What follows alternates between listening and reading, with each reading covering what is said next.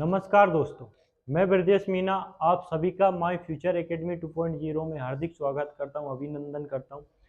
मैं आज की क्लास के बारे में बता दूं कि आज की क्लास आपके लिए बहुत ही ज़्यादा महत्वपूर्ण होने वाली है, क्योंकि पीएससी हो या कोई भी अदर एग्जाम हो, सब में संविधान संशोधन पूछे जा रहे हैं और पूछे जा चुके हैं, लगातार पूछे जाएंगे।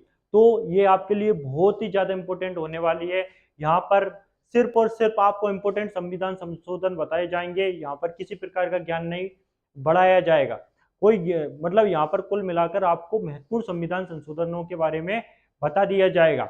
इसी के साथ श्री गणेश जी का नाम लेकर हम आज की क्लास स्टार्ट करते हैं, क्योंकि आज सिर्फ नो बकवास सीधी बात वो भी होगी आपके संविधान संशोधन के तहत। आपको पहले संविधान संशोधन से लेकर 106वां संविधान संशोधन जो होगा उस तक आपकी बात पहुंचाई जाएगी और उस तक आपको याद रखा जाएगा, उस तक आप याद रखें। तो जल्दी से बहुत ही छोटी क्लास में ये आपके संविधान संशोधन आपके सामने आएंगे। तो बिना किसी देरी के आइए आज स्टार्ट करते हैं संविधान संशोधन।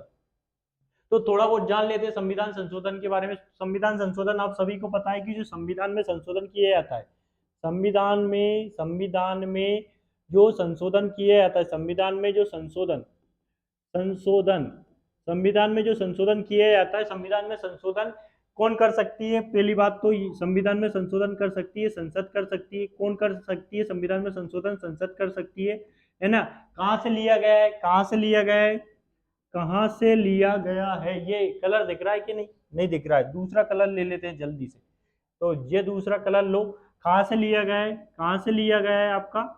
तो ये लिया गया है आपका दक्षिण अफ्रीका से संविधान संशोधन लिया गया है। इसके अलावा किस आर्टिकल के अंतर्गत आता है ये संविधान संशोधन? 368 आर्टिकल के अंतर्गत, 368 आर्टिकल के अंतर्गत आता है। किस मामले में सामने आया? तो ये आपका मामला आया केशवानंद भारती मामला 1973। इसमें बोला गया है कि संविधान में संशोधन किया जा सकता है, बस संविधान के आधारभूत ढांचे में किसी प्रकार की ठेस ना पहुंचे, आधारभूत ढांचे को ठेस ना पहुंचे, उसके तहत संविधान में संशोधन किया जा सकता है। तो संविधान में कितने प्रकार से संशोधन किया जा सकता है? तो संविधान में 3 प्रकार से संशोधन किया जा सकता है। एक, साधारण बहुमत द्वारा, आप सभी को पता है, +1 जो संसद में उपस्थित सदस्यों का +1, जैसे 50 सदस्य उपस्थित हैं तो 25 सदस्य +1 मतलब 26 सदस्य जिस साइड बहुमत डाल देंगे उस साइड संशोधन हो जाएगी, साधारण बहुमत। 2, विशेष बहुमत में क्या होता है? 2/3 बहुमत से ये प्रस्ताव पास होना चाहिए उपस्थित सदस्यों में से। तीसरा क्या होता है? तीसरा ये होता है कि भैया 2/3 बहुमत, विशेष बहुमत प्लस आधे से ज्यादा राज्यों का क्या होना चाहिए? आपका अनुमोदन। तो आपका संविधान में संशोधन किया जा सकता है।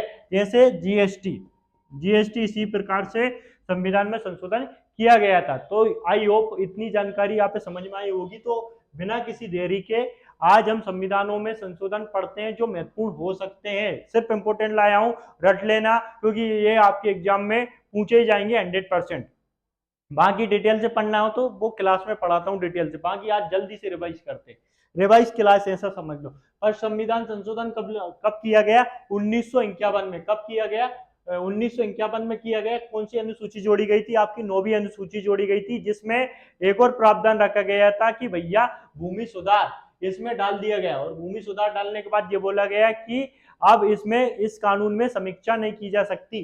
क्या नहीं की जा सकती? कानूनी समीक्षा नहीं की जा सकती थी भूमि सुधार अधिनियम में। लेकिन फिर 24 अक्टूबर 1973 के बाद, 24 अक्टूबर 1973 के बाद ये भूमि सुधार कानून में भी समीक्षा की जा सकती है। मतलब न्यायिक पुनरावलोकन के तहत इसे मतलब रखा दिया गया है। और ये 24 अक्टूबर 1973 से पहले इसमें किसी प्रकार की समीक्षा नहीं की जा सकती थी। आप कोई भी कानून इसमें डाल दो, वो डल गया भैया, उसमें किसी प्रकार की समीक्षा नहीं की जाएगी, वो सही होता है या गलत होता। इतना समझ में आ गया? तो फिर 24 अक्टूबर 1973 के बाद इसमें जो भी कानून डाला जाएगा उसके बाद से इसमें बिल्कुल समीक्षा की जाने लगी। न्यायिक समीक्षा मतलब कोर्ट इसमें सुनवाई कर सकता है। न्यायिक समीक्षा का मतलब ये होता है। फिर 7वां संविधान संशोधन 1956 में आया।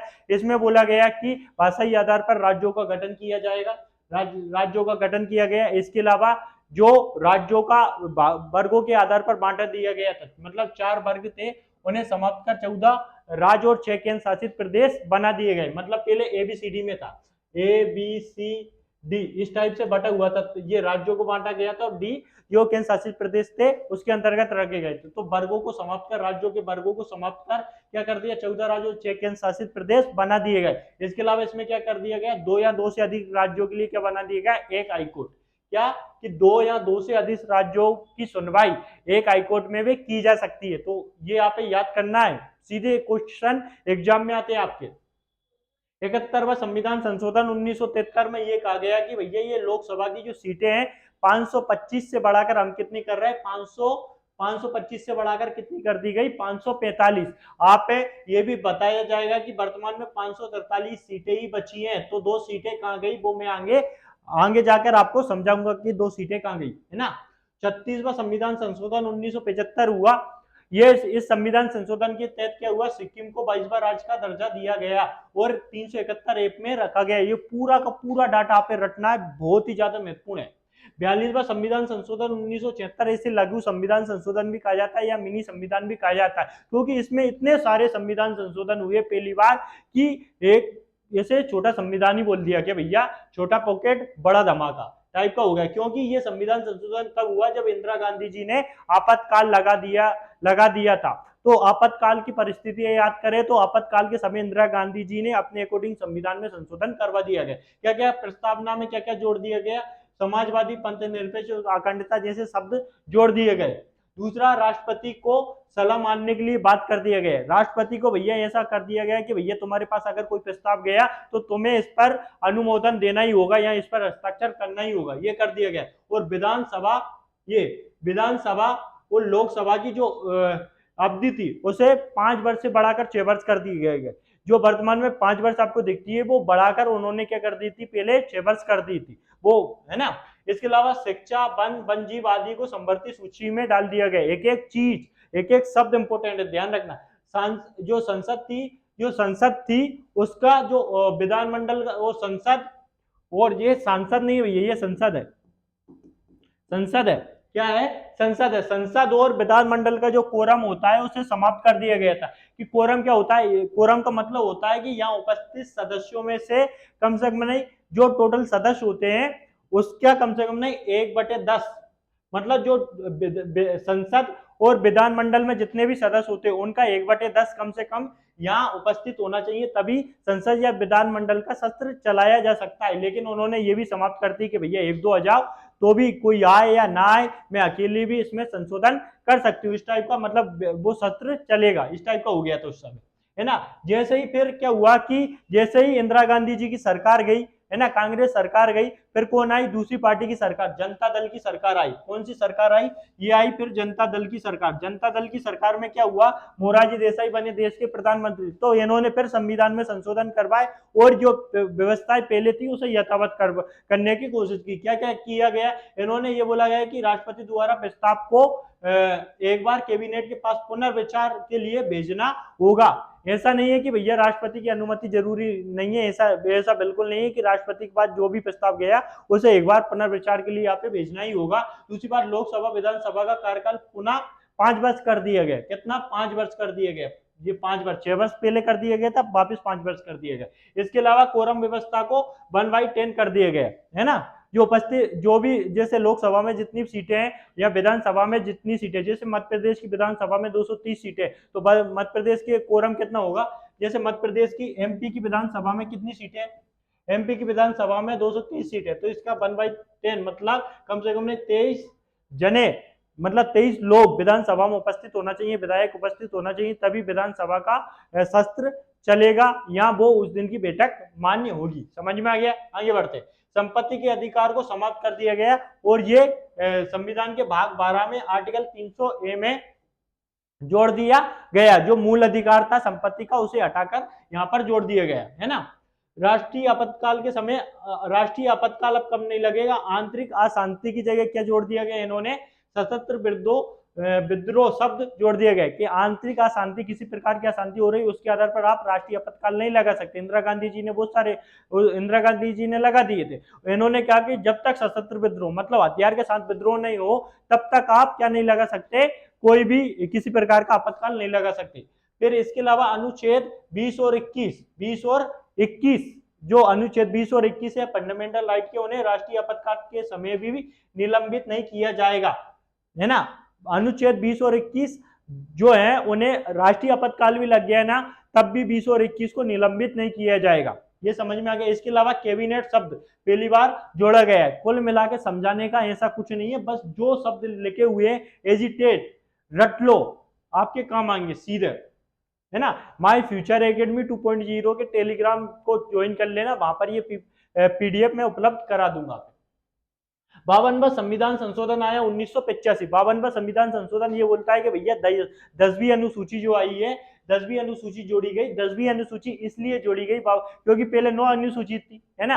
आपको पता है कि संविधान संशोधन के द्वारा 9वीं अनुसूची जोड़ी गई थी और भूमि सुधार अधिनियम उसके तहत था। इसके अलावा ये यहाँ पर 52वां संविधान संशोधन 1985 के तहत क्या जोड़ा गया, 10वीं अनुसूची जोड़ी गई और उसमें बोला गया कि जो दल बदल कानून को इसमें इंप्लीमेंट कर दिया गया। दल बदल संबंधी प्रावधान कर दिए गए कि भैया आप कोई भी इंसान लोकसभा या विधानसभा में कोई भी अगर सांसद या विधायक दल बदलता है तो उसके ऊपर ये निहारता लागू होगी, या वो इतनों को लेकर दल बदलेगा, वो सारी जानकारी फिर अलग से पढ़ेंगे, है ना। तो ये दल बदल से संबंधित कानून है जो कहीं ना कहीं दल बदल पर प्रतिबंध लगाती है ना, लेकिन लोकल बॉडी में ये लागू नहीं है, ध्यान रखना।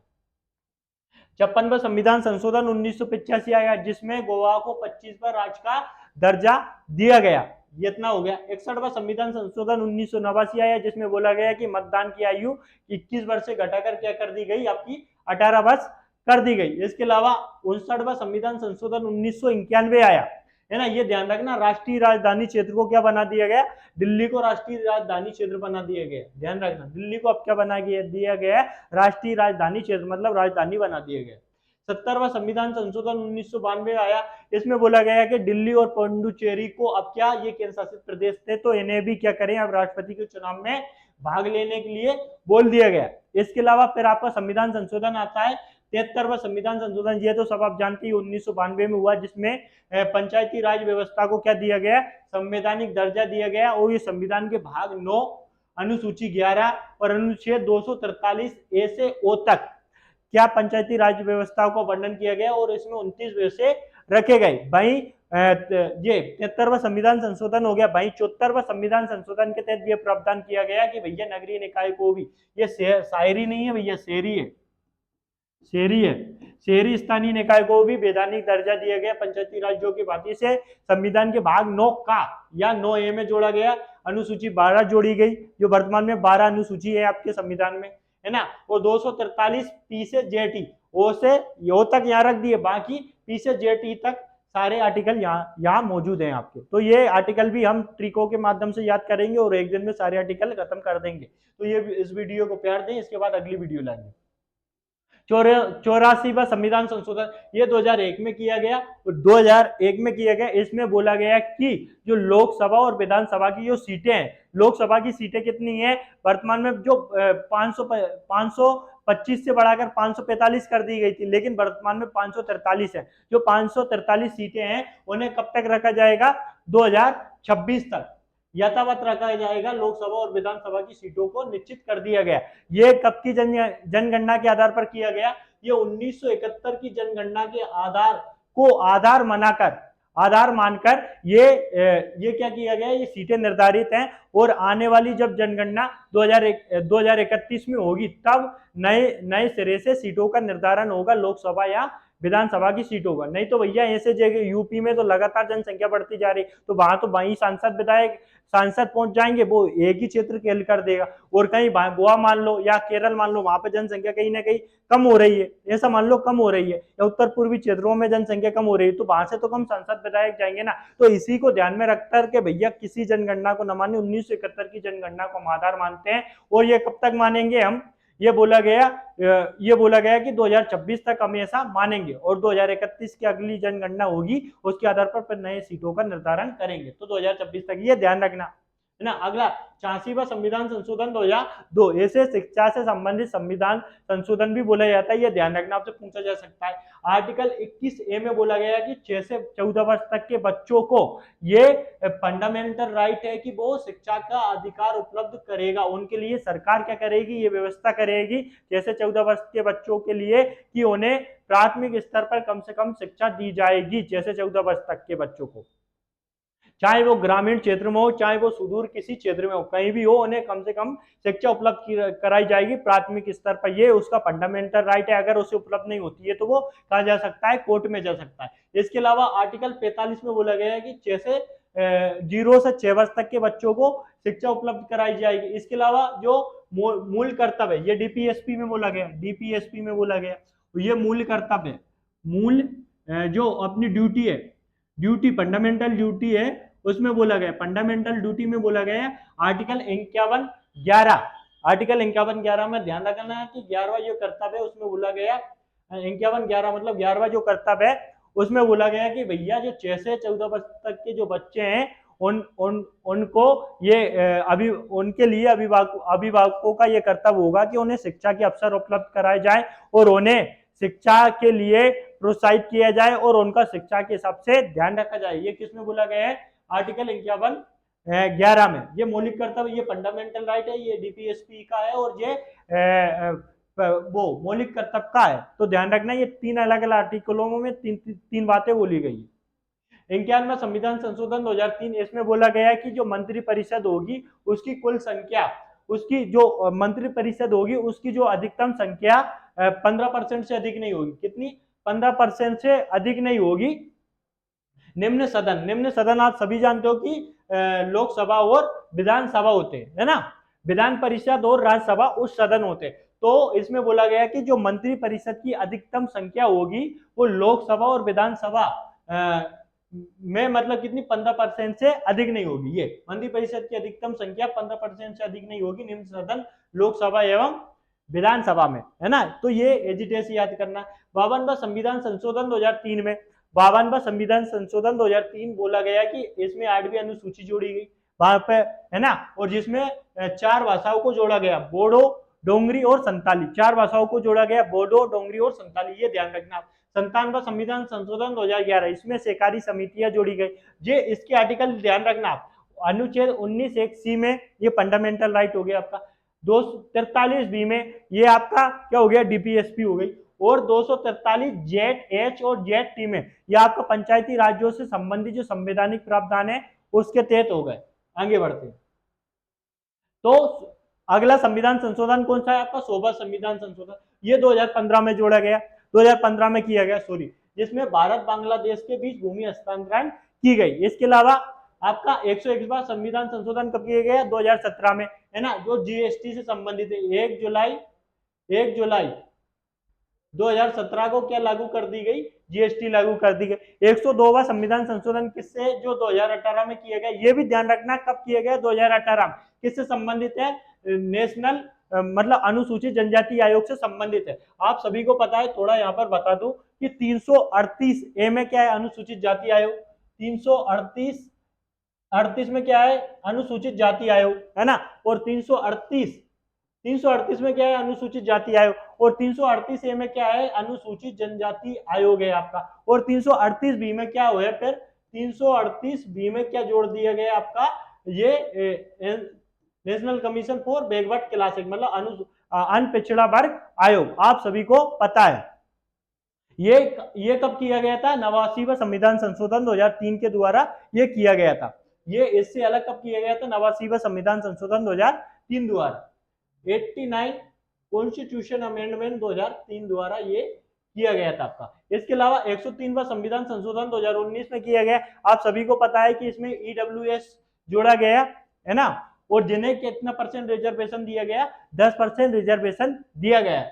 इसके अलावा 104वां संविधान संशोधन 2019 में हुआ था, सॉरी, जिसमें बोला गया कि एससी एसटी को जो आरक्षण है वो अगले 10 वर्ष के लिए फिर बढ़ा दें, और ये बढ़ाकर कब कर दिया गया, 2030 तक कर दिया गया। इसी के तहत आपकी जो एंग्लो इंडियन की सीटें थी, उन्हें एंग्लो इंडियन की जो सीटें थी उन्हें जो कोरम था उसे समाप्त कर दिया गया। मैं यहाँ पे समझा दूं, मैंने बोला था कि जो 71वां संविधान संशोधन था 1973 में, उसके तहत 525 सीटें थी, उन्हें बढ़ाकर कितने कर दी गई, 525 से तहत 545 सीटें कर दी गई थी, है ना। लेकिन 545 वर्तमान में नहीं है, तो 545 की जगह 543 वर्तमान में आपको सीटें देखने को मिलती है। लेकिन ये दो सीटें जो थी, दो सीटें क्या थी, दो सीटें को हटा दिया गया, वो थी एंग्लो इंडियन की सीटें।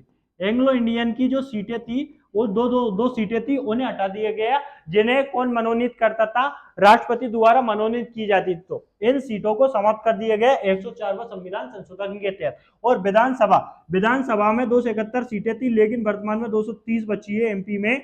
आप देखते हो कि एक सीट कहां गई, तो ये भी एंग्लो इंडियन से संबंधित थे। जैसे एंग्लो इंडियन से संबंधित व्यक्ति को राज्यपाल मनोनीत कर सकता था। आई होप ये डाउट क्लियर हो गया होगा। तो इसके तहत क्या होता है, ये सीटें अगले 10 वर्ष के लिए एससी एसटी के लिए रिजर्व कर दी गई है कि 2030 में हम बात करेंगे ना। तो आर्टिकल 330 के तहत इसमें एससी के लिए कितनी सीटें थी, 84, और एसटी के लिए कितनी सीटें हैं, 47। ये आपकी सीटें हैं, है ना, उन्हें 2030 तक रिजर्व कर दिए। 105वां संविधान संशोधन 2021 में किया गया, और इसमें ओबीसी की सूची तैयार करने का अधिकार राज्यों को दिए गए हैं कि भैया आप ओबीसी की सूची तैयार कर सकते हो फिर देखते बाद में। इसके अलावा आपका 106वां कॉन्स्टिट्यूशन अमेंडमेंट अभी हुआ नहीं है, ये आपके लोकसभा में अभी रखा हुआ है। ये आपका जब भी सांसद का जो अभी वर्तमान लोकसभा का जो चुनाव हो रहा है वो हो जाएगा, उसके बाद लागू करेगी लोकसभा, उसके बाद इस पर फैसला लेगी। लेकिन ये आपका से संबंधित होने वाला है 106वां कॉन्स्टिट्यूशन अमेंडमेंट। ये लोकसभा में जो वुमेन है, जो महिलाएं हैं, महिलाओं के लिए क्या है, महिलाओं के लिए रिजर्वेशन दिया जाएगा 1/3, मतलब 1/3 सीटों पर अब महिलाओं को रिजर्वेशन दिया जाएगा। महिलाएं वहां पर केवल और केवल महिलाएं खड़ी होंगी। इसके अलावा एससी की जो महिलाएं हैं उनके लिए भी रिजर्वेशन दिया गया है, लेकिन जो एससी की महिलाएं उन्हें एससी की सीटों पर, और जो एसटी की महिलाएं उन्हें एसटी की सीटों पर रिजर्वेशन दिया गया है। तो ध्यान रखना, जो अगला संविधान संशोधन होगा वो 106वां संविधान संशोधन होगा। वो किससे संबंधित होगा, लोकसभा में महिलाओं के रिजर्वेशन से संबंधित होगा, और जिसमें महिलाओं को 1/3 सीटें आरक्षित कर दी जाएंगी, है ना। ये आपका संविधान संशोधन संभवतः आपके आर्टिकल 330 ए के तहत 330 ए के तहत होगा, संभवतः ऐसा बताया जा रहा है ना। इसके अलावा कुछ और संविधान संशोधन जो इंपोर्टेंट हो सकते हैं वो जान लेते हैं। 11वां संविधान संशोधन 1960 में हुआ था, जिसमें निर्वाचन मंडल में अगर त्रुटि है या रिक्तता होने पर राष्ट्रपति उपराष्ट्रपति के निर्वाचन को चुनौती नहीं दी जा सकती, ध्यान रखना। अगला संविधान 26वां संविधान संशोधन 1971 में यह पूछा जा चुका है, एमपीपीएससी प्री में क्वेश्चन आ चुका है 1971 में, जिसमें भूतपूर्व देशी राज्यों के शासक थे उनकी उपाधियों को और प्रीवी पर्स को समाप्त कर दिया गया। 41वां संविधान संशोधन 1976 में हुआ, जिसमें बोला गया कि जो स्टेट पीसीएस होती है उनकी जो सदस्य उनकी आयु 60 से बढ़ाकर 62 वर्ष कर दी गई, और यूपीएससी के सदस्य उनकी आयु 65 वर्ष कर दी गई, है ना। इसके अलावा 39वां संविधान संशोधन 1975 में हुआ, इसमें बोला राष्ट्रपति उपराष्ट्रपति प्रधानमंत्री लोकसभा के निर्वाचन को चुनौती नहीं दी जा सकती, मतलब इनके जो चुनाव होते हैं उन्हें चुनौती नहीं दी जा सकती। तो आई होप मैंने सभी जो महत्वपूर्ण संविधान संशोधन हो सकते थे उन्हें कंप्लीट करवाया है। इस वीडियो में मैंने ज्यादा ज्ञान नहीं बखेरा है, क्योंकि मैं अगर ज्ञान देता तो ये वीडियो बहुत ज्यादा लंबी हो जाती। बाकी अगर आप बहुत अच्छे डिटेल से पढ़ना है कि किस आर्टिकल में क्या क्या बोला गया, कैसे सब चीजें चली गई, परिसीमन आयोग या किस अनुच्छेद का उल्लंघन करता है, तो वो अन्य क्लासों में जब मैं पढ़ाता हूँ किसी यूट्यूब चैनल पर या ऑफलाइन क्लासों में मैं पढ़ाता रहता हूँ, तो उसमें आप आकर बैठ सकते हैं या अलग से कोर्स परचेज कर सकते हैं उन चैनलों के माध्यम से आप। तो फिलहाल इतनी वीडियो रखते हैं, लंबी वीडियो बिल्कुल नहीं रखते हैं। तो जय हिंद, जय भारत, मिलते हैं एक नई वीडियो से।